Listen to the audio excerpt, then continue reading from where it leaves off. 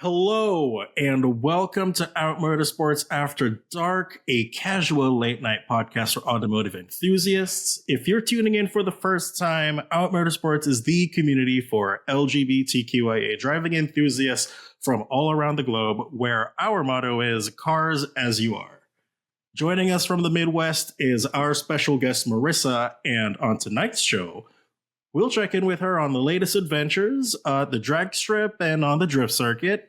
And finally, there is another mystery question for the room.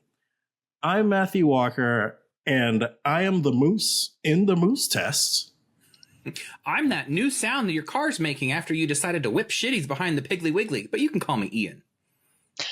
I am that one pebble stuck under your jack stand wheel that just won't stop getting in the way. Marissa. Yes. Marissa, where exactly are you? I wasn't sure, so I just put Midwest. Where are you from? I am in the Midwest, and despite what the Out Motorsports regional leadership board may say and where Jake may think that I'm at, I have one set of pronouns, but I identify by two different cities. So I was in Fargo, North Dakota, but I have moved across the river to Moorhead, Minnesota.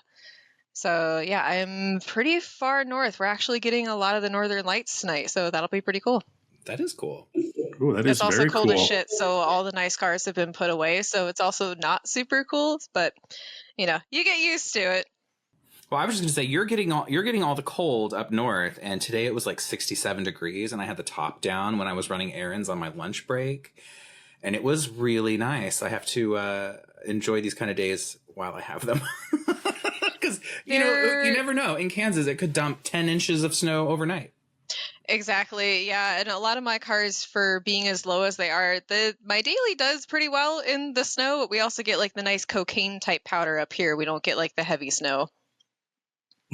Exhilarating. Marissa, what are you driving right now? What's in the stable? So what's in the now very large stable from building a shop? So my daily driver is a 2005 Scion XB. It's currently dipped in 46 different colors. Ian giggles. Why because not 47? this thing is... Well, because I only had but so many 5-gram baggies of Flamingo Sunset to do something with. So there were only but so many colors I had in my sampler platter to do. But it gets a lot of looks. It is really bright and obnoxious, and it's a lot of fun to drive. But that's my daily. I've also got the drift car, which some people have read about on and even seen in Out Motorsports' Blooper, who is, a ruckus on his own. And then I've got a 1987 Subaru Brat. That very is very my nice. pride and joy. Flamingo Sunset is, I think I'm gonna name like my memoir that, because it just I don't know what that means, but I really like the sound of it. I love that you have an XB and that you daily drive it, because I learned to drive a manual transmission on an XB in high school. Oh, that's so wonderful. I wanted one of the manual ones, but so I started driving in a 2002 Honda Pilot. Then I went to a Honda Element, and then I kind of fell in love with boxes, and that came out before that. But then from the Element, I went to the first Scion XB that I had, and then that got totaled, and within 2 weeks I had another one, and that's the one I've had for going on 15 years now. Nice. Hopefully it wasn't the windshield that totaled your XB, because I know XBs go through windshields like freaking toilet paper. I used to have a glass guy because I went through so many windshields, and I actually currently have a massive chip in my windshield right now. So we'll see if that survives. For the ones listening that don't know, the XBs have a windshield that's mounted at basically 90 degrees. And it's about 10 feet tall, so it eats every single rock that goes airborne on the highway. Every single rock, every single ladybug, beetle thing. I've hit a bird of prey with it. It's been through quite a bit. They're super reliable, though. What engine's in that thing? It's the little Toyota 4-banger. It's the same thing out of a Camry from the early 2000s. So he's been a very good boy. He's eaten, a couple belts. He's currently lowered, so I've messed with the suspension plenty, but he's been doing pretty well. And surprisingly, very little rust for what he's gone through. Although last winter, I had one of my original Toyota lowering springs just fall out because it snapped in half. And it snapped in half in the shop, thankfully. Took him to get his winter tires put on. They lifted him. My guy came out front and said, "She needs to see this." And I was just like, no, I don't know what that means. Why? That's not very Toyota of it. And he just walked me to the back and he just kind of gestured of like there were 2 pieces of spring and only came out of one side. And I'm like, oh, that's cool. We think that we know where it happened. I was going at Mach Jesus over some railroad tracks. And maybe don't do that. Yeah, I said that might do it, but you never know. I'm used to parts falling off my cars. My cars have flung off so many parts. At least the box didn't do it on the track like what my Z did. That was an incident. But a Subaru Brat is not a car that I think many people come across very often. No, it's one of the cars that every time I take him out, if I'm going to get groceries, if I'm going to gas him up, if I'm going to a show, somebody offers me a blank check to buy him. And it's really cool. Sometimes it's good attention. Other times I wish that people in lifted trucks would not try to ride alongside me on the highway and take photos. That's a little bit unnerving when the top of my hood is at the top of your wheel. So it's a lot of fun. He's in fantastic condition. But yeah, it's interesting to drive, especially with the dual range transmission. And you do put the Brat to work. I do. Everything in my stable has to do work right now. So when I moved across the river from Fargo to Moorhead, the Brat was used for hauling everything from stuff from the yard to the grill to I loaded up 2 massive sections of like a sectional sofa in him, foot to the floor, even unloaded. He is 0 to 60 in maybe. I usually need a tailwind and a Honda Odyssey to draft, and I can maybe hit 65. But if I tune the carb a little bit, I have hit 70 one time. It was downhill, but it still counts.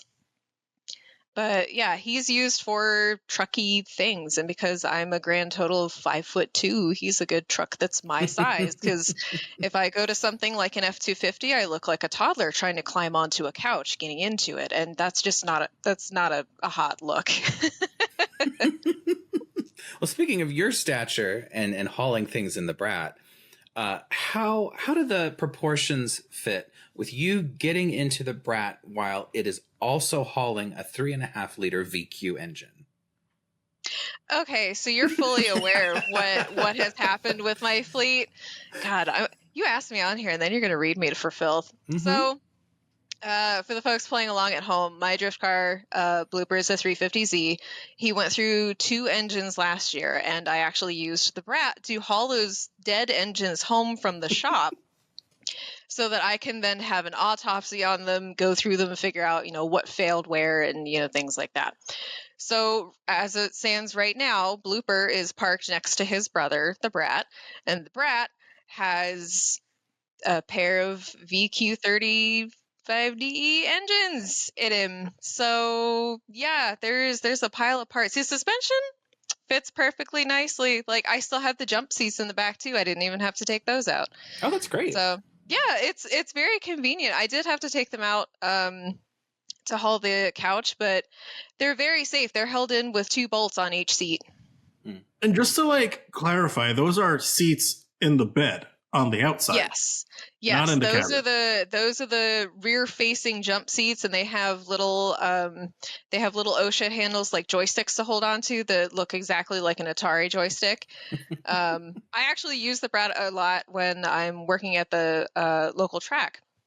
So whenever I'm in the tower and, it's a nice day outside and everything like that, I'll be able to just cruise out there in the Brat. So then during breaks, I can haul all my guys from the starting line and say, hey, bitches, we're going to concessions. And then they just hop in and they do the Princess Diana wave and we go get concessions. That's very cool. That's one thing I really appreciate about your cars is that you use all of them to 11/10. And exactly. I think that's really cool because, even for me, I have 2 cars and I use them, I don't know, maybe 6/10. each one. I don't use either of them to their full potential. I really do beat up on the XB because he's been my daily since college, and it's really hard to find anything that really could substitute for it because like he's small, he sits upright, he's very comfortable, gets great gas mileage. Matthew mentioned the windshield being very tall and very vertical. It's kind of like driving a Pope mobile, only it's shaped like a Lego brick. So it's really useful, but then, he's a great daily, but then, Blooper the Z is good for exactly one thing, and that is sliding. And road trips. I don't know. Doing a 3,000-mile road trip in a drift car with slammed coilovers, welded diff, and then lost the AC in Chicago, and then destroy the engine when he got back was kind of a saga for last year. But I mean, he did relatively well. But otherwise, yeah, Brat has to kind of earn his keep. Like, he's a little truck, so I'll do little truck things.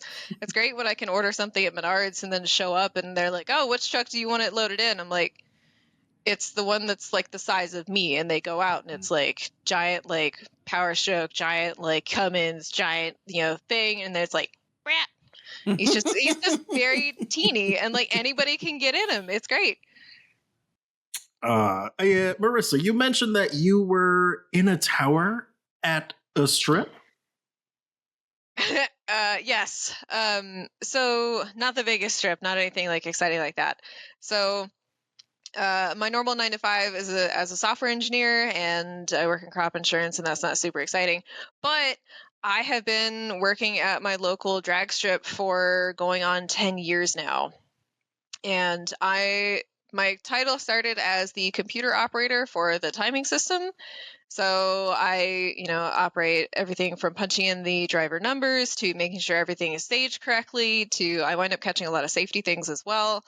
And like making sure that the lanes are full, everything is moving, everybody's safe and okay and things like that. But then that kind of escalated. And so I do that in the summers as well as the website stuff and media and things like that for drag, as well as drifting. Because in 2018, we built a drifting track out there. So we've got, if you want to go fast in a straight line, if you want to go fast in a curved line, that's fine. Just don't do it on the opposite tracks. So the way that we have our classes set up is you'll hear the announcer page you to the lanes. We have 10 staging lanes. They have bright, big-ass yellow numbers. So say for trophy class, for like a bunch of our newbies, you'll go up to lanes 7 and 8. You go there, you verify that, yes, you're in trophy class. Then you follow like a bunch of little ducklings as they kind of get fed into the bottleneck. Because the way that our staging lanes face, you kind of go forward and then turn to the right and almost wind up making a U-turn to get onto the drag strip itself. So you'll get matched up in pairs, and you'll be sent like little, pairs of ducklings, and you go with your buddy. And the first section is you get flagged in to come to the water box. And a lot of people assume that a lot of burnouts are just done on dry concrete. No, we give you water. There's a puddle right there. You don't have to go through the puddle. It's preferred, though, so that it scrubs all the dirt and crud off of your wheels, because the entire length of the drag strip is prepared glue with rubber. It's not quite as clean as your dining room table, but we want it to be relatively spotless so that everybody can have really good traction and really good grip. So you pull forward, and if you're new, this is where we would like you to signal to us, or put your hand out the window and flag to one of our guys and say, hey, I'm new. I would like some help doing my burnout or, getting to the line. We love helping new people. I want to see more new people out at drag strips. It's great. So yeah, getting like those basic instructions, some drivers have a lot of difficulties with them. I have requested a paintball gun so that I can hang out the tower window and shoot the drivers that don't pull forward when they should. That has been declined for 7 years. I don't think Santa's ever going to bring that to me. But yeah, if you're a newbie, we love having newbies out. If you're not quite sure where to go, or you're not really sure if you want to pull up or not, or if you're in the right group, that's totally cool. We can pick out newbies really far away. It's totally cool. If you've been drag racing for 30 years And we've been telling you to get in the same lane for 30 years. Then I don't care what you drive. Get in the lane when you're told. Yeah, that's what the paintball gun's for. Exactly. Yep. Once they're like, oh no, I don't want to idle forward. I don't want to turn my car on. My guy, you're 75 feet back in the staging lanes. We could fit a school bus in front of you. Pull forward and quit being a bitch. But this is why I'm also not the announcer, because if they give me the mic, Oh yeah, yeah, it's game over. They give you a microphone, it's game over. Absolutely. I did sound testing at the track one day in our preseason testing when we're trying to like get all the sensors set up and make sure all the wiring is good and make sure, everything is like running. And I did a sound test and I said, get to the fucking lane. And my boss was across the facility and turned around and just looked at the tower. And I texted him and I'm like, I'm not the announcer, am I? He's like, no.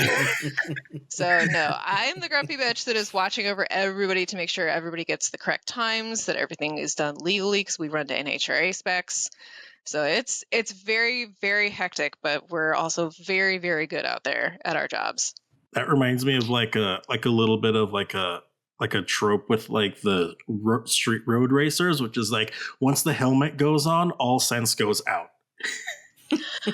Honestly, that has happened. We've had drivers try to like fight the staff.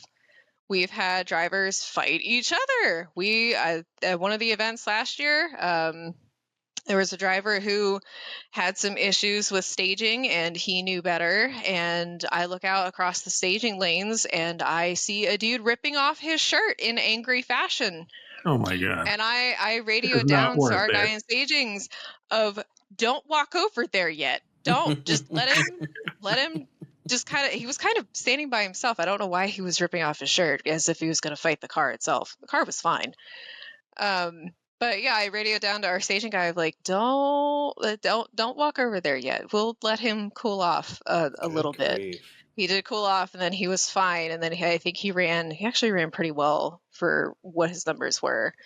How realistic are those videos on like Instagram where someone somehow ends up in like that staging area and they step on the glue and the glue holds their shoe and now their sock is on the glue? Like how bad is that to get off? If I remember correctly, at one of our biggest events last year, or not last year, this last season, I don't know what year it is anymore. At one of our biggest events, we had, I think it was like 300 pounds of force on the track. I have seen the track surface rip people's boots apart, like brand new boots. Oh my God. If you get on that on your sock, you need help to get off because you can't. Like the sock belongs to the track surface now. And then we have to, no, it gets better. And then we have to go over and get the sock off the surface and then put additional coatings down to then deal with the lint that is now stuck in the surface. And there's this like footprint of a dumbass who was walking where they shouldn't have been. I watched one person go up because before our events, you can mostly like wander the track. We're a fairly small facility. We're an 8th mile course. And you can mostly, wander and like, come up and like look. You can look at the tower. You cannot just walk into the tower. Let me clarify. But you can like walk around the base and you can like look at the starting line. And, some of the racers you'll see the really serious guys walk up and they'll have like a radar like thermal gun and they'll stand there and be like, oh yeah, so it's a good temperature today. It's a warm black surface. You'll be fine. Your dragster will be fine. It'll be okay. Yeah, but they bought the thermometer. They need to use the thermometer and make people think that it's a very important tool for their task. Exactly. They come up and they make sure they have like their team, Letterman jacket on and, all this other stuff. But yeah, they'll come up and they'll look at it. And I've seen a couple people and I've just like watched them from the tower of like, please don't walk any further. Please don't. Well, I think it's interesting how technical and very strict things need to be on a track for things to work appropriately. And it's something that a lot of people don't appreciate maybe because you see, Instagram videos, you watch something for 6 seconds and you see it happen and you think that's all there is to it. And it's really a big production to get a drag race to happen. It really is, because like at the most bare minimum, you pull out of Walmart, you go to the stoplight, you look at the mom in the minivan next to you, rev your engine, and then you both dump it on green. That's technically a drag race. You And the could go minivan do that. wins. Honestly, okay, so we have an entire racing series that I swear to God, minivans are like built for it, like flawlessly. But the amount of like technical effort that goes into having, I literally have a quarter mile worth of sensors multiple times over because it runs down and all the way back on both sides of the lanes. We've got an entire timing system, and the tower is fully custom wired with a Portatree timing system. There is more wiring in that tower than in most houses. It's insane. So if anything goes wrong, or if we're doing any troubleshooting, we do testing before every event to make sure that, a mouse hasn't gotten in and chewed on something, because like we're out on the prairie. It's a thing. To make sure that we don't have any complications or things like that. So everything that has to kind of click together has to work perfectly, even for getting the racers to come up to the lanes. As a racer, you're probably in like one class. We do allow multi-entry, so you could be in two classes.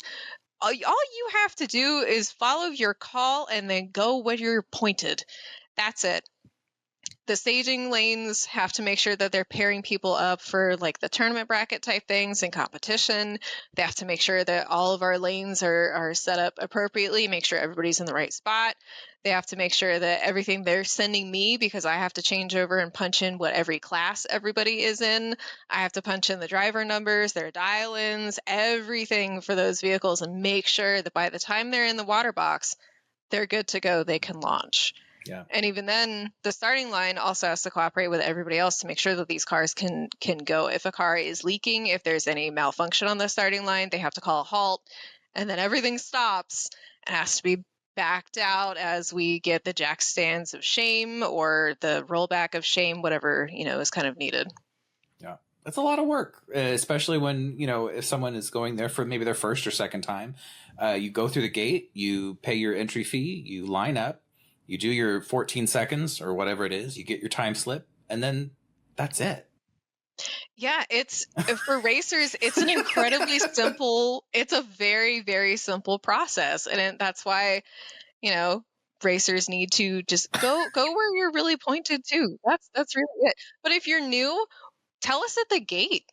Like, as people are coming in, and like I said, we're a small, organization out of like, I'm at Interstate Raceway.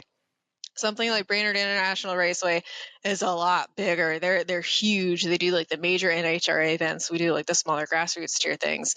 But we're small enough that someone can, check in at the gatehouse and be like, hey, I have licensing passes that I want to do. You have to do a certain number of passes at, certain intervals to get an NHRA license. And we'll be like, okay, cool. What do they drive? I'll keep an eye out for them when they come up. And I will make sure that even if we have a shortened day, because we race by a curfew, just due to what our facility permit says, I'll make sure that your runs get in. I'll make sure that if I have to run you between classes, I will get you up there. Like, we will make sure, we'll look out for you to make sure that you can get all of your runs in. And if you're new, we'll make sure to look for you at the starting line. So some people, they pull forward and they don't recognize the bulbs flickering, so they'll pull forward until their whole vehicle is past the starting line, and it's like a deep stage. It's a little bit too deep, buddy. Come on, just like back it up a little bit. But and it's no shade. Like, we don't make fun of you for doing that. Like, everybody was new. I have staged with the back end. I have staged with the back bumper of my XB because he sits so low. The system actually went off. I couldn't see cheating. it. I couldn't see it. I wasn't able to see it because the timing tree, if you stage with your back wheels, you're essentially parallel with the timing tree, and you're looking up like this. You didn't think maybe that was a problem? No, I had never done it before. My reaction time was pretty decent, though. That's important. There you go. I got like an 030 on that. Nobody knew how the hell I did it. I saw the other guy leave, and I was like, well, I'm going. I will say, it is, for how simple it theoretically is, it is also so thrilling, because I've gone down an 8th mile track as well, and first off, after you get halfway through third gear, almost to red line, and you basically just did 0 to, let's call it 100, right? And you slow down, it's like your heart's kind of beating, you kind of got tunnel vision a little bit, and then they give you that slip, and you see your 60 foot, and you see your time, and now all of a sudden, oh, I have to go again. There is a mission. Because if I'm not mistaken, that 60-foot time is considered key because that is how fast essentially you launched. 60 foot is really how fast and how well did you put it to the ground to then be able to go out like smoothly. Some people, you'll see them in like an upper level class where they'll have a fantastic reaction time. They'll blip the throttle, kind of coast it to the 60, and then they'll dump it because they want to make sure they don't run too fast for their class.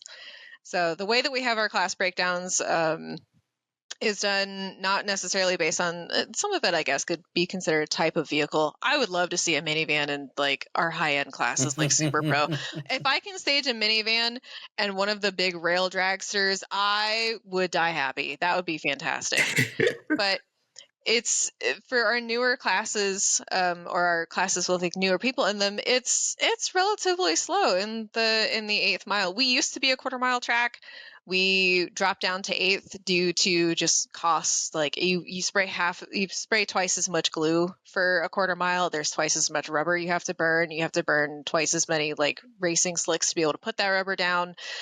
And then there's also a much higher safety cost of the difference in speed between eighth mile versus a full quarter. That can easily be 100 plus miles an hour. I've seen someone like go to Mach Jesus and like leave it at like 180.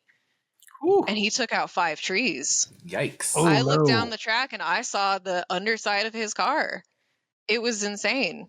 So yeah, no, like a lot of people will whine, bitch, and complain that, oh, quarter mile is where it's at.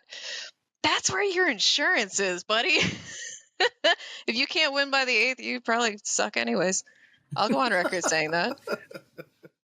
So going down the strip sounds like a lot of fun. It's thrilling, but that's relatively short-lived. 15 seconds for the 8th mile. It's not very long.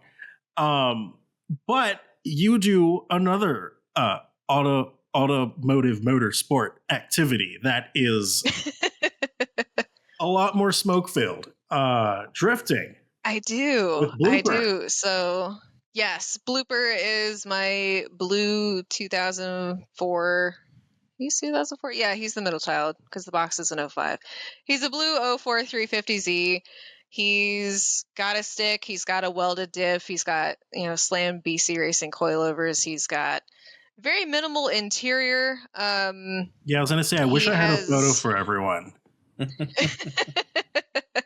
It is. I have taken Blooper to an OMS event before, and Blooper was an absolute riot. But yeah, I've wanted to get into drifting ever since I saw Fast and Furious, like Tokyo Drift. Like, come on, that looks really cool. Yes. So when I found out that the track that I work for was building a drift track, I lost my damn mind. I was like, this is great. And for reference, I live 10 minutes from the track. It's great.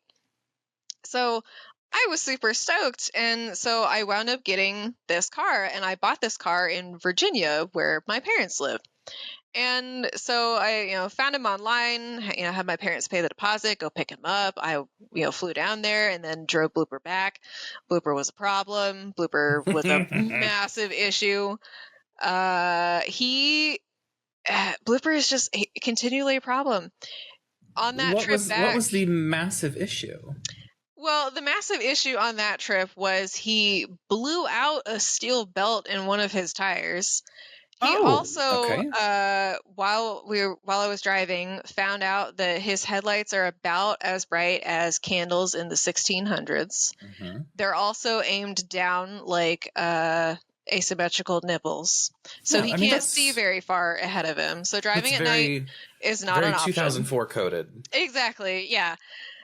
He's got the dumb aftermarket like Singleton's head unit too that just glows like neon blue at night. Then you can't adjust the brightness because it doesn't work. And you drove this car from where to where?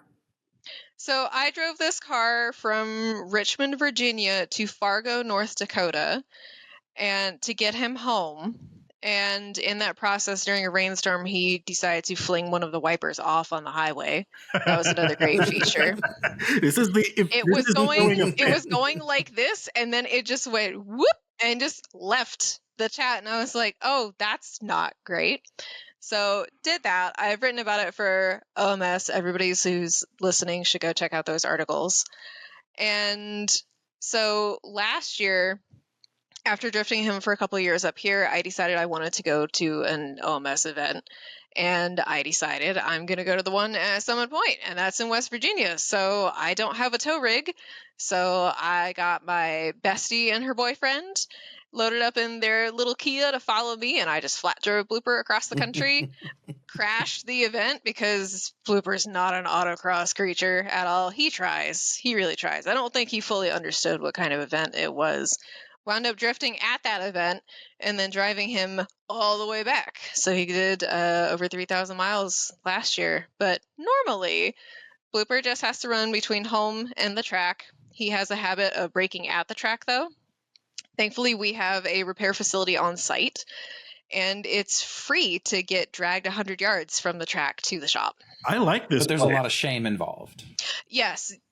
It's a common thing that if you're loaded onto the flatbed of shame, that people will take their hats off and like watch as you go by. That's funny. I don't even remember who started that, but a lot of the crowd just picked up on it. And like drifting draws a lot of spectators because it's a very flamboyant kind of sport. There's no timing at all. It's entirely, skill based, and you're judged on how you look and how you're driving. So it's a very, very hammy, very ego, I guess, fueled kind of sport. And so I enjoy because I get to be an absolute ham the entire time and I get to be a reckless nuisance. But Blooper normally is different from any other time. How? No, that's difficult. I just like doing it on the weekends too. But yeah, I've been drifting in Blooper for a few years now. I don't have an angle kit. I'm hoping to get one next year. This year I had a really big build with building a home shop, so that kind of sucked up a lot of dollars. And then Blooper sucked up 2 engines last year, so he didn't get new parts last year. He was kind of a pain in my ass. Is Blooper running right now? Blooper is running. Running in some capacity such that his actual battery is like dead. I could take the battery out of the brat, put it in him, wedge a piece of wood in there so it doesn't move, and then he would start and run. So, running in place. That's yes. Yes. But yeah, he's an absolute riot. He's the thing I'm most known for at my local track is when Blooper threw off his entire muffler on the track at speed. Yes. Exhaust mod, instant exhaust mod. So yeah, I'm too quiet. I need everyone to hear me now. A symphony of trombones. That was really the thing. As part of my long road trip last year, it was early in the year last year in like May or something. I felt I could hear it sounded like a Folgers coffee can, like the Just Married cans, like banging around under my car. And I'm like, that seems kind of weird. Whatever, it's fine. I pull up to like the drift launching line, and the driver in the car behind me comes up and is like, that your exhaust is like hanging on for dear life, right? And I'm like, oh, I got this. So I made sure that there were none of our media crew in the little like we have little teardrop shaped like infields on our track so that we can do different like layouts and things like that. I made sure that none of the media people were out there.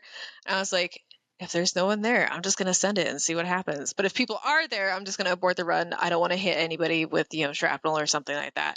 Looks really bad if you do that, especially when you work at the track. Because then I can't just slink off quietly as someone bleeds out. They would kind of know where I live. They would also know where I work. My office is just on the horizon. So I go, Blooper while we were blasting Dolly Parton, goes one direction, and then the muffler goes the opposite direction. However, one of the media guys was a total G and got the shot. So I have a perfectly blurred, manic photo of Blooper with his dumbass blobfish looking 350Z face, looking like a kid on like the first day of school after they've gotten like high off snorting pixie sticks, and then this perfectly focused high definition shot of a really shitty rear muffler just tumbling off like a really big metallic tumbleweed, just like absolutely yeeting. Muffler. So your analogy, so your analogy with the kid and the fun sticks and the sugar is unique. I saw the picture and I likened it to like when a cat shits in a litter box and then takes off with the zoomies. That would also be highly accurate to what happened, because as I was sliding around the track, I heard the banging stop, but I wasn't sure if it was just because I was like sustaining and sliding to the side. So I kicked the car the other way and I was like, well, I really don't hear anything. Damn. So then I came all the way around and there was nothing on the track. It actually stopped rolling in like the grass infield. So then as I was turned sideways, I look straight ahead of me as I'm turning, and it's just sitting there like nestled in the grass, perfectly fine, like an egg that the Easter Bunny laid. And I was like, oh, okay, cool. The media guys will get that to me later. And sure enough, one of my media gals just texted me the photo of it and was like, you left this. I was like, thanks, I hadn't known. So yeah, Blooper is a total pain in the ass, but a lot of fun to give ride-alongs. That's one of my favorite things to do while drifting. Yeah, I mean, and there's a lot of talent in that sport. It's not as easy as it looks. We actually offer classes at my track, and so for $100 you can come and you get like an 8-hour day, and we will teach you in your own car how to do donuts, how to do figure eights, how to initiate, how to do a single turn, how to do transitions, and how to link the track in like an S shape. And because I handle the online registration for these classes as well. On the Saturday in a given weekend, we'll do, the beginner course stuff. And then the Sunday is like Drift 102. And you'll learn more about like transitions and linking. It's a little bit more advanced. A lot of people would message in and ask, hey, do I have to register for Drift 101 to get to 102? Because I'm really good and I've practiced in the church parking lot. Oh. And I would always ask them, one, what church? Because we got a lot around here and I don't want to burn the spot, but I want to come see. And then I would also ask, like, well, can you do a figure eight? And a lot of people can't, because figure eights are fucking hard, man. Like, a lot of people make them look easy, and sometimes I can make them look easy. They're not. Like, it's really difficult to get used to doing anything with your hands and your feet. And because I'm small, I look like a tiny T-Rex trying to reach the rip it stick in Blooper.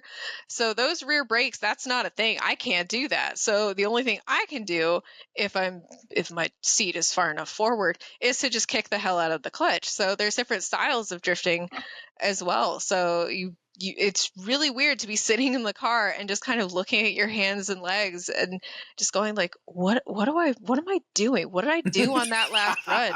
Like, how did that work? How did I spin out? Like, why did I move my leg like that? Right. It's almost like you're learning how to drive again. Yeah. It's and really not to mention, like, you're not looking out of the windshield. You're looking out your left window or your right window. Or rather, if you're looking out your windshield, you're not doing it enough.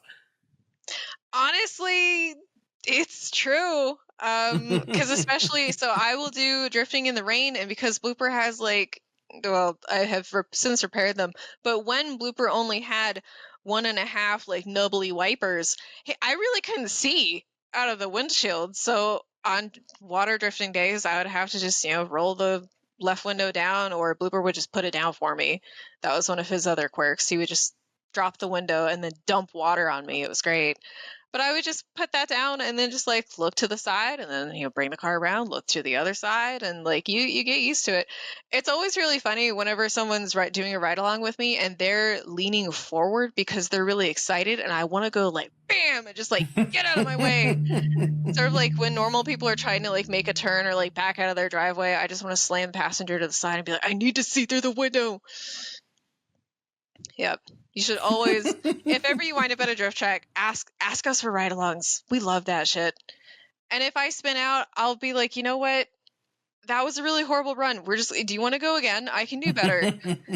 All of us do it. It's fantastic. It's so much fun because I recognize that while it's easy to bring a lot of cars to a drag strip, like you can race a minivan, you can race a tow pig, you can race pretty much anything as long as it's not leaking.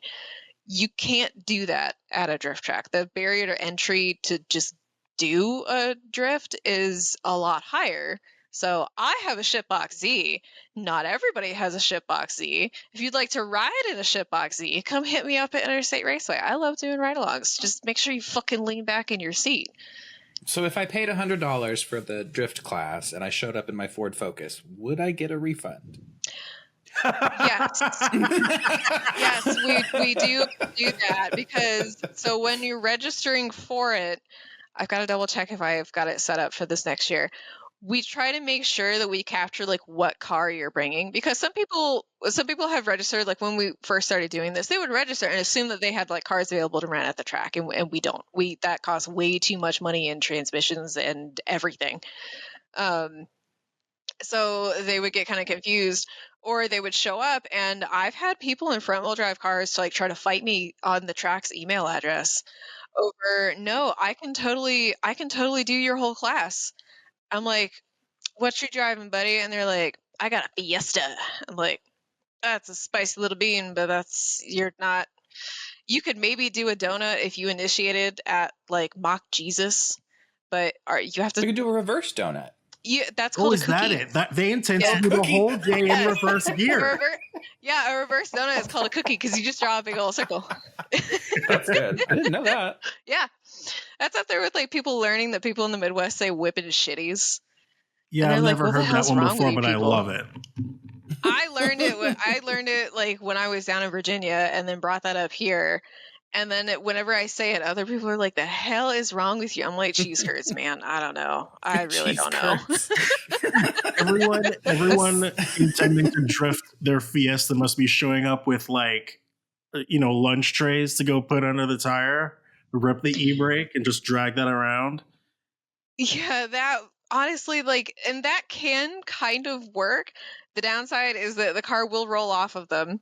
And it's also very uncontrollable. Yeah, that's the kind of thing that is kind of interesting about drifting is a lot of people from the outside looking in, yes, we look like we're just being fuckheads and just burning rubber. And we kind of are, but we're being moderately coordinated fuckheads because you're trying to control. There is a level of skill involved to be a fuckhead.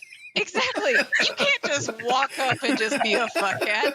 Excuse me. I have years of experience doing this.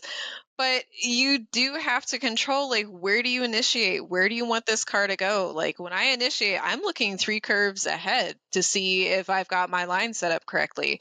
We also run what are called hot lap events. So with the layout of our track, we're able to cordon it off, like, down the middle. So we have, like, a giant kidney bean kind of shape. And we will let cars just launch in and join other cars while they're drifting. And we let you run, it's usually like 4 or 5 laps, and then you pull off to the side and then you exit the track safely, which then opens up a gap so then other people can join in. We usually run it for Drifttoberfest, where it's the end of the year. All the cars look like shit if they're even running by that point. Nobody's got a shiny new anything. Maybe there's been a new repair on your car that you want to shake down and make sure that it's okay. Or maybe you're just running out of tires and you just, if you got them, smoke them. So it's really fun to do, but for something like that, because there's only but so many curves ahead that you can look, you've got cars behind you and you've got them in front of you. So not only am I drifting, I'm trying to avoid people spinning out in front of me, and I'm trying to pay attention to see if there are other cars coming up close behind me. If there's a Miata behind me, I will start cutting corners and running away because they're fucking insane. Those happy little jelly beans, and I can hear them, they don't lift. There's something wrong with those drivers. Like, I admire them. They have balls of steel. I cannot do that. But I just look through my passenger window and I see the little Miata happy face with like the pop-up like winky thing. I'm like, oh, hell no, I'm done. It's a danger Miata.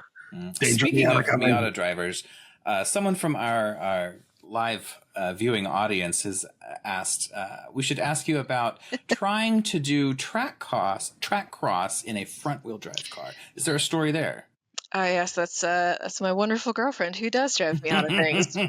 So the Summit Point event that I went to in April, I did not have blooper because I did not wish to inflict that upon myself again this year. So I flew out and I drove my buddy's 2021 Hyundai Elantra N-Line, which is pretty spicy. Ooh, we love those. And it was fantastic. I did put bloopers dumbass 69 on the doors so that people would know that it was me. Appropriate. They were very aware that it was me even without the number. And so, first of all, props to Sprinks for letting me drive this thing. She was very excited. I'm just like, ooh, I get to be like a pay driver. I'm not getting paid. I'm paying for everything. But went out there and we were on I think it was Shenandoah or something like that. It was the one that like weaves through a lot of the trees and has like a lot of the terrain changes. But went out there. I thought that I was having a blast. I was blasting Joan Jett because you got to drive to music. Duh. It's the same thing in drifting. In drifting, you blast action movie music or Dolly Parton or, Chapel or whatever so that you feel like a god in an action movie. And on the track driving with more civilized people, you blast things like Joan Jett and the Blackhearts. It's, it's a vibe.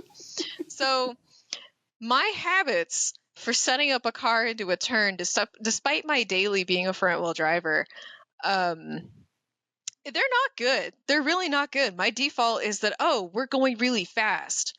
Let's kick the clutch and go sideways. That does not work in a front wheel drive car. No, it doesn't. So, yeah, I was made fun of a lot.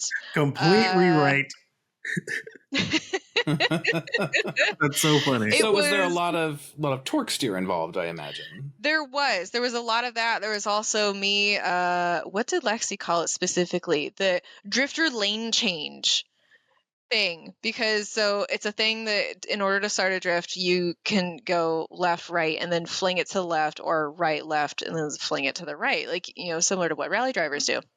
And it just helps you get the ass around a little bit so you don't have to kick as hard. And I went on mental autopilot and I was just doing that. So you would see this little Elantra going absolutely hell-bent on one side of the track and then awkwardly juke it to the side and then just scream from understeer. During that downhill section, there was a call that was made that was to me from my group that said, "Could someone please tell her to stop trying to debead the tire?" And I almost curbed that car's front wheels in the middle of the track because it was leaning so hard. I also took it mildly off-road. I wish I could have seen the Elantra attempt to be Scandinavian flicked through the turn. That's amazing. It was great. And it was funny because when Lexi got in to ride with me, and Lexi is, a fairly accomplished autocrosser. She does things with SCCA and goes at the national level and does things in the F mod, all these other more very highly sophisticated, things where you're not blasting Dolly Parton 9 to 5 and, screaming like you're in an action movie. You're actually trying to get good times and things like that instead of just being an absolute hammy ass for a crowd. And she gets in and I ask her, I'm like, "Are you sure you want to ride with me?" And she's like, "Yeah, I want to see how bad it is." I'm like, "Oh." Okay, cool. Love that. But by the end of it, she got out of the car and she's like, "You are such a drifter." I'm like, "What were you expecting?" There's a series of 6 photos that tell a story of when I nearly threw myself off track in that Elantra. It looks like a freaking old Ford truck commercial with the spray of mud up the side and but the car is perfectly in the frame. It's glorious. Well, if anybody is brave enough to let you drive their car, it's going to be Sprinkle Tits. You also mentioned, because I just realized that we glossed over it, that Tokyo Drift was a bit of inspiration or hype train that encouraged you to go drifting. I'm putting it out there now Tokyo Drift is the best Fast and the Furious movie, and that's official. That's law. I decided that. We're sticking with it. Who died and made you president? I think it's one of the best ones depending on what you're going for. However, 2 of the vehicles that I own now Yes. were actually depicted in that movie, because there's 350Zs. There's also Toyota BBs, which is what the Japanese version of the Scion XB is. Yeah. Isn't that I know, they're what? just a little BB. That's what was Bow Wow's car when it came over on that rotating elevator, right? With all the cars in the No. garage. It's not? No, that's not. No. So the Toyota BBs, like, they're only shown in like a couple of scenes, and I didn't notice it until years later watching it. When DK is sliding to the top of the parking garage and like does that like perfect fit of the parking ramp, which, by the way, when you realize that you can drift and you drive in parking ramps like that, it's hard. It's really hard not to just do the thing. I have that problem, not with drifting, but when I'm driving and there's like cones for road work, but the other lane is clear, because like, I can go around these cones. I can do that. I could do that. Exactly. Oh man, like I would really love to do a full attempt at doing like the parking deck things. I will say drifting uphill is very hard. Like that's a lot of like really good movie magic. But anyways, at the very top, like as the crowd is gathering, you can kind of see them. Those are the really blocky cars that have the big freaking flat screens that are hanging down out of the hatch, and true sex spec, because they've got like the packaging of the XB is flawless for sex spec nonsense. Because you can put giant ass speakers, you can do a full wall, you can do a flat screen, you can put your PlayStation 2 in there, you can do a hot tub, you can do everything. It's fantastic. So those are in there, but then also when they're like weaving through traffic in like one of the main chase scenes where they're like trying to escape each other, there's also a BB that they weave around, and I'm fairly certain it was actually one of the same ones that was used on the rooftop scene. So yeah, 2 of my cars are. The Subaru Brat's not in there though, unfortunately. Hilariously, it was never actually sold in Japan. Oh, that's an American-only model? Not quite. So the Subaru Brat, and this is like nerdy niche car history. Please. But the Subaru Brat, all of it was made at Fuji Heavy Industries, which is what owned Subaru. And so a lot of the metal stampings and stuff you'll see is almost like, it looks like a McLaren Swish, but it's like the Fuji Heavy imprint on them. But all of them were made in Japan. They were sold in the United States as the Brat, the bi-drive recreational all-terrain transporter. And in Australia, they can't do acronyms, I guess. It was sold as the Brumby. And the Brumby is sort of like a little wild horse. I really like the name Brumby. Yeah, it was never actually sold in Japan, which is like the weirdest thing, because it's very small. The tailgate's incredibly low. You would think it would have done like fantastically over there. So hang on, because earlier you mentioned that the Brat is dual ranged, and then you just said it's also a bi-drive. Is the Brat bisexual? The Brat is the most butch thing that Subaru has ever made, so I'll claim it for the lesbians on this one. But no, like the transmission in the Brat is one of the weirder things that I've seen, because you get in and you've got like three things to mess with. One is like the gigantic like ratcheting e-brake that's just like right there. You've got your gear shift, which mine is a 4-speed, and then you've got this like really big, satisfying like kerthunk kind of lever to put you into 2-wheel drive or 4 high or 4 low. So the Brat really doesn't care what's in front of him. He's going to go over it.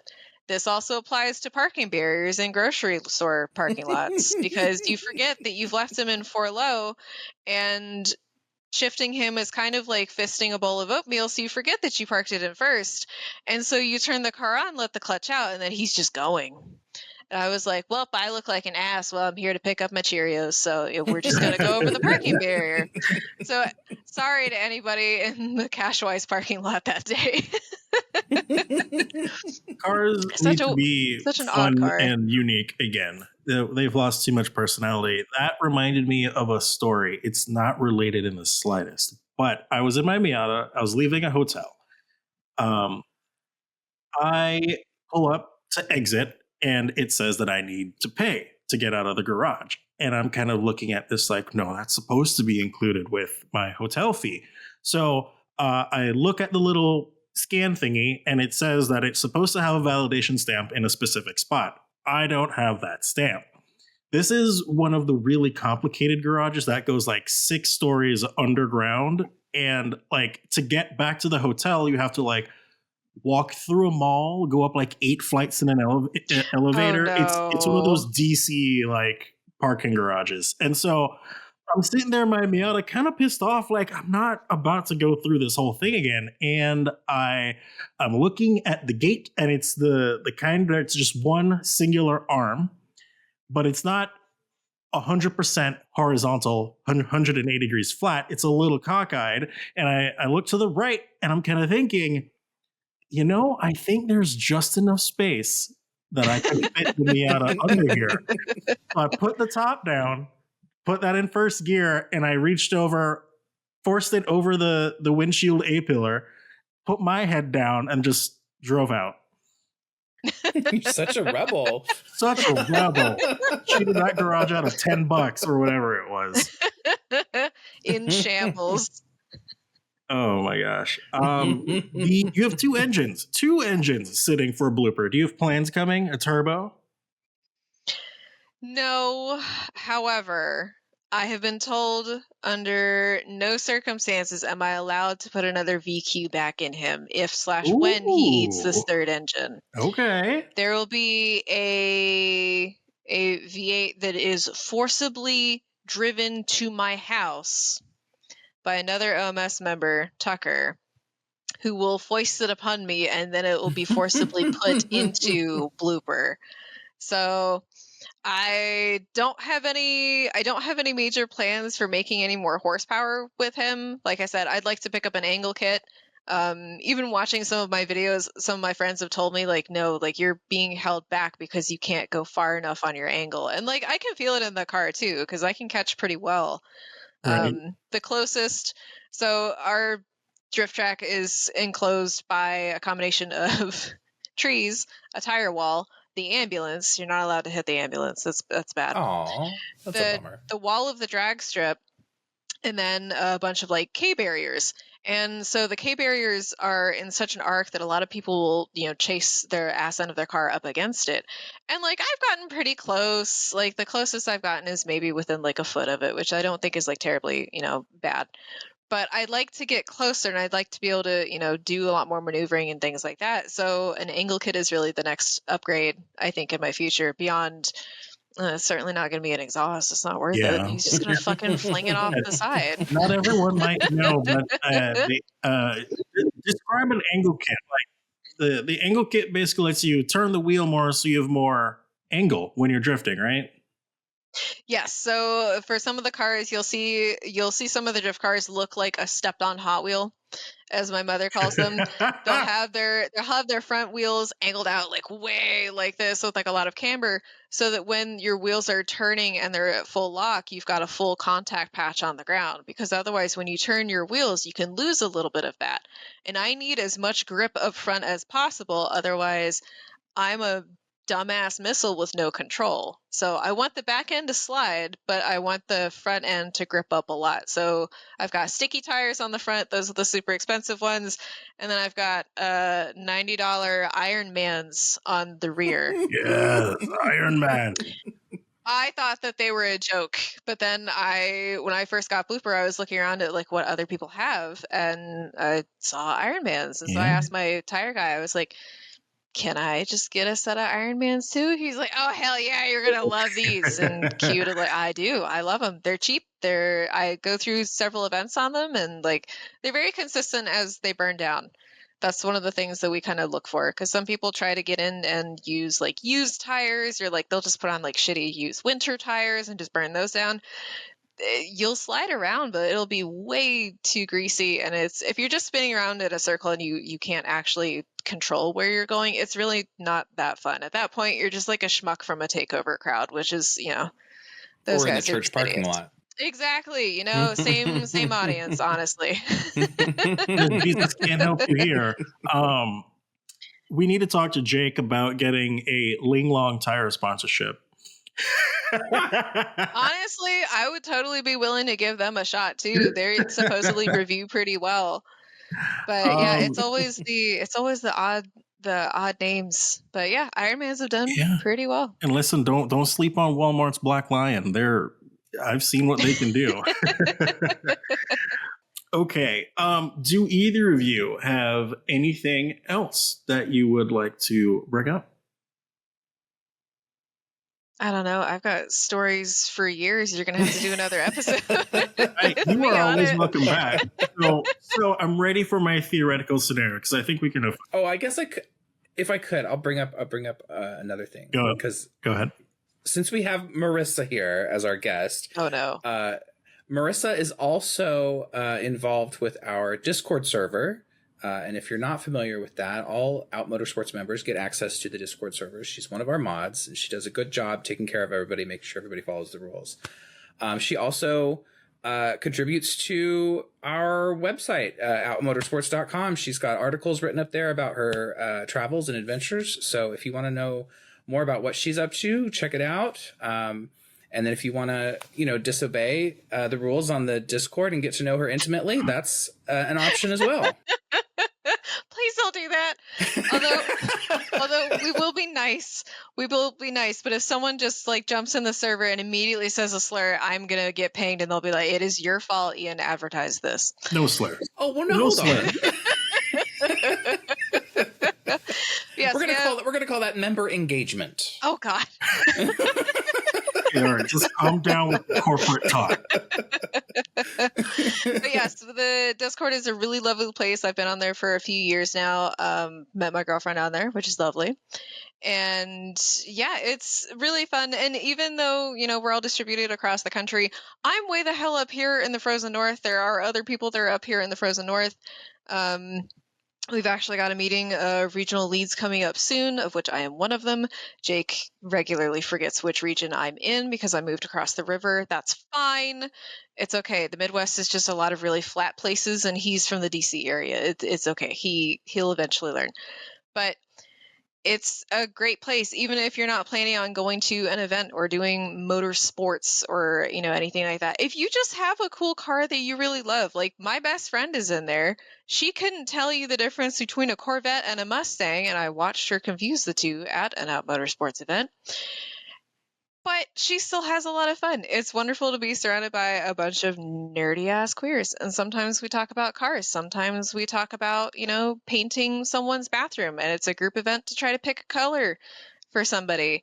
And sometimes we talk about Ian's cat in the background who just really wants a lot of attention right now. So, it can be all kinds of things. If you're the kind of person that enjoys this kind of thing and just wants to talk with a whole bunch of queer groupies about cars or anything else, absolutely join. It's $20 a year. We are a fantastic value. You get this, and also the other guys too. And every other day we talk about the Honda Prelude, and then every other day we talk about the death of the manual transmission. So come on in. Mm-hmm. Absolutely. If you love repetition and complaining, this is the spot for you. You would think that we're a bunch of old biddies. Are we not? I don't know. on some days there's a lot of back in my day, and then someone posts something from the mid 2000s. So yeah, it's a really fun audience. I encourage people to join up. Also join up, and please don't break the rules though. There's not that many, but don't be an asshole. Okay, Matthew, what you got for us? I'm so ready. So if your car, and everyone in the audience can do this, if your car suddenly gains sentience and a personality, what kind of attitude would it have?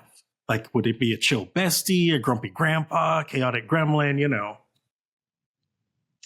I know exactly what mine would be. I was going to say, Marissa has her car's personalities, picked out, I will do all of my cars because I talk about my cars like pets, because I don't have pets or children. I have these idiots that I pay for. And So Blooper would 100% be like very manic toddler. He doesn't understand a lot of things. Like when I took him to the track cross event and we were on the skid pad, he was probably like, "Oh hell yeah, there's like lots of other cars. Why are there no other Z's here? What are we doing? Why do I have to drive straight? I can't turn." And then Jake gave me permission to like, do a little slidey and then it was fine. But he wouldn't have fully understood where he was or what he was doing until he's drifting. And then he's like, "Oh, I'm really good at this. I can do this. Hell yeah. Put on Dolly Parton. Don't pay attention to what's rattling in the back."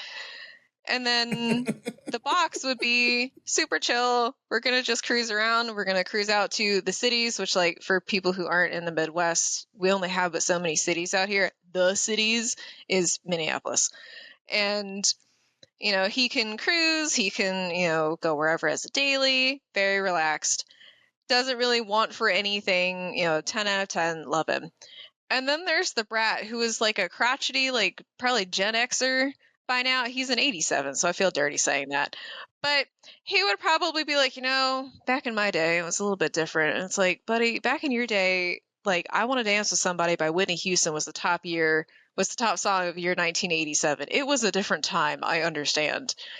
But I think he would be very, just kind of tolerating Blooper in the garage because they park next to each other. Dailies live outside. So Blooper is just incessantly chattering and Brat is just like, "Could you shut up? And why do I have to carry more of your engines? Like, oh my God, you did it again." And sort of that kind of vibe. But yes, Blooper is very turbo dumbass. Brat's probably sitting there holding a couple of engines thinking, "Boy, must be nice to have parts availability."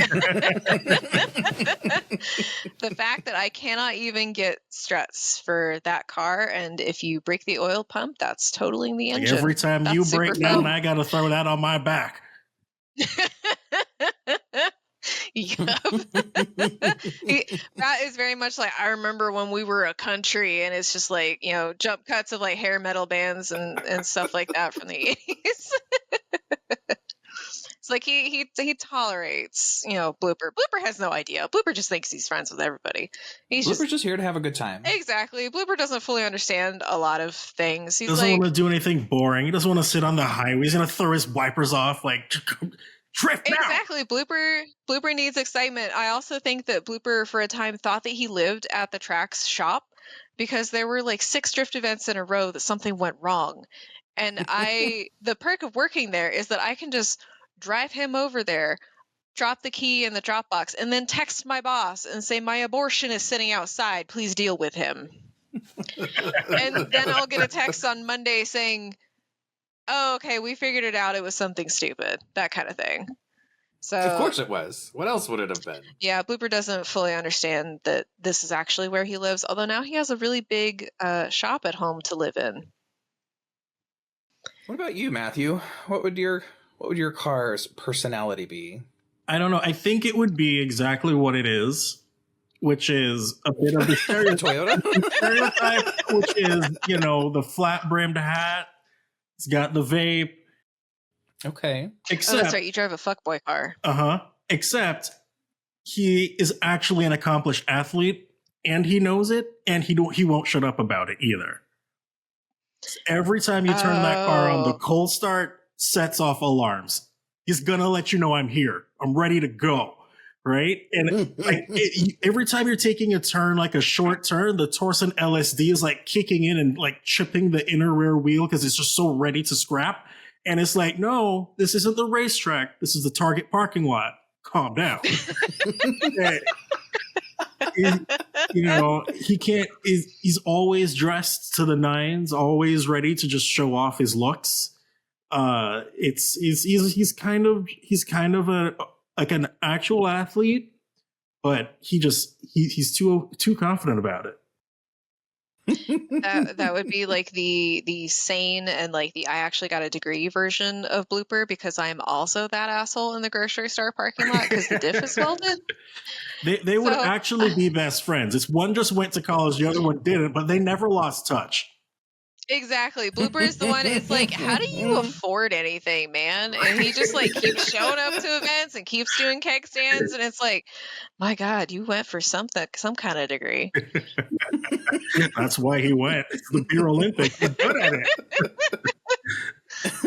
it. Oh man. Start with the focus, Ian. The focus, yeah. I think the focus personality would be like a trad wife in Lululemons. With a chattering clutch. Because she's like, this isn't what I'm made for, but okay, I guess we'll go to the track. I guess we'll go to autocross. I guess we'll do this thing. Okay, put some furniture in the trunk, whatever. Like, that's not really what I'm here for, but we'll do it, I guess. Can we stop at Starbucks? Yeah, or no, exactly. She's like, why doesn't anybody ever use the back doors? Why are you by yourself all the time? Why are you? So there's a layer of judgment in there too. Yeah, I think the focus would be a very judgmental trad wife. Don't. And I think that's fine. Turn the music down. And she parks in the driveway, and she probably tells other cars, I used to live indoors.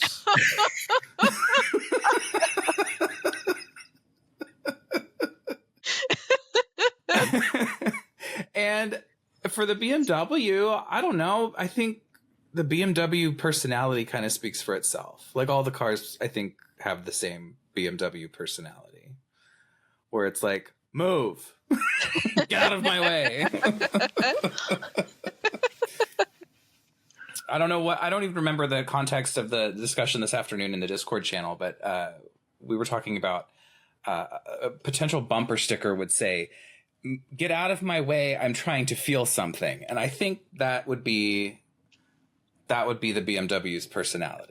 Can we get Jake to put that on the OMS merch store? Like, by the way, Casual Plague, go get the OMS merch. We're getting bumper sticker, jackets, window sticker, everything. Yeah. There's some good stuff. But I think that's how the BMW would be if it had a voice and it could talk. It would just, nobody's worth its time and it has places to be.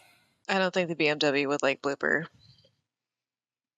I don't know. They were born the same year. No, it wouldn't like the 86 either. He'd be pissed off that he has to sit with them.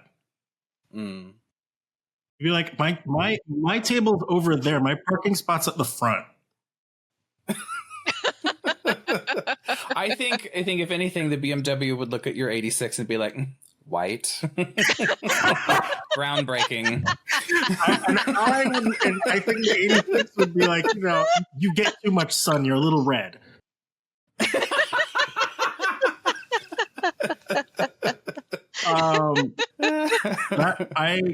That would be a lot of fun. I'd love to see someone animate and turn this into a sitcom. But oh yeah, like who knew that Cars could use another sequel? We just need maybe not a full motion picture. We can just turn Cars into like a serial drama or something like that. Cars meets Young and the Restless. Yeah, exactly. Oh my God, that would be amazing. I would watch that. I would 100% watch that because that's essentially my fleet on a good day. The Real Housewives, but minivans. I can't believe we're giving these ideas away for free. The Sienna fighting the Odyssey because neither of them got to go out with the Range Rover. Girl. Oh my God, they're so and go for enough of a hoe, and then they just start flinging shit at each other. Well, yeah, I mean, you think about it though, like when you're at a drive-through with other cars, do you think maybe the other cars are like whispering secrets to each other? I think some of them judge the other ones. Like, hey, you have a grasshopper in your teeth. You have an exhaust leak. We can hear it. Well, Marissa, thank you so much for joining us tonight. This was excellent. Thank you so much for having me. Phenomenal stories. And I'm sure we'll have you again sometime soon. Oh, for sure. That wraps it up for this episode of Out Motorsports After Dark. Next week, we will have Davis from Bridgestone Tires. to fill us in on what it really takes to keep a Camry grounded to the ground. Tune in next week, Monday, not Wednesday, next week, Monday, to hear that live. See you then, and thanks for joining us. Bye. Bye.